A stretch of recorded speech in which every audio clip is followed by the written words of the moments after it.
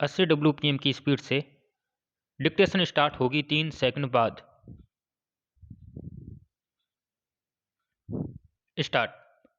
दिल्ली में आम आदमी पार्टी सरकार के दौरान शराब नीति को लेकर उठा विवाद अब सरकार बदलने के साथ फिर से जोर पकड़ता दिखने लगा है।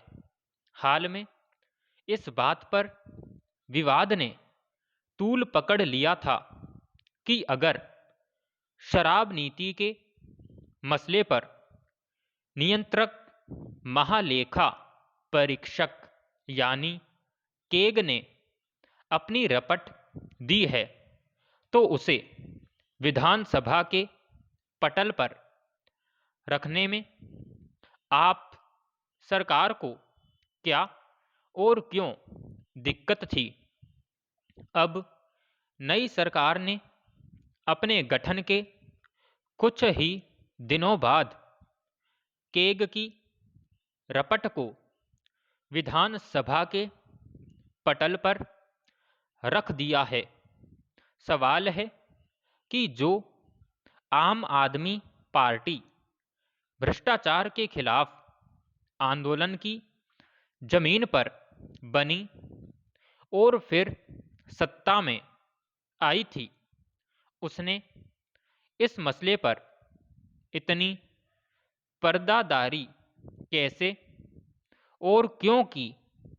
गौरतलब है कि दिल्ली विधानसभा के मौजूदा सत्र के दूसरे दिन मंगलवार को सदन में शराब नीति पर केग की रपट पेश की गई, जिसमें कहा गया है कि नई शराब नीति से दिल्ली सरकार को 2002 करोड़ रुपए का घाटा हुआ।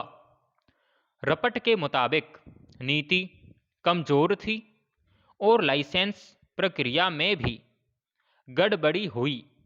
इस संदर्भ में विशेषज्ञ समिति ने नीति में कुछ बदलाव के सुझाव दिए थे, लेकिन तत्कालीन उप मुख्यमंत्री मनीष सिसोदिया ने उसे नज़रअंदाज कर दिया था। पैराग्राफ।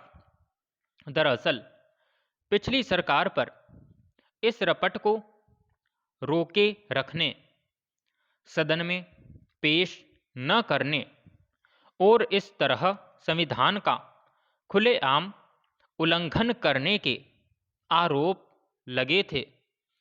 इस मसले पर उपराज्यपाल और तत्कालीन आप सरकार के बीच काफ़ी टकराव की स्थिति अभी बनी थी।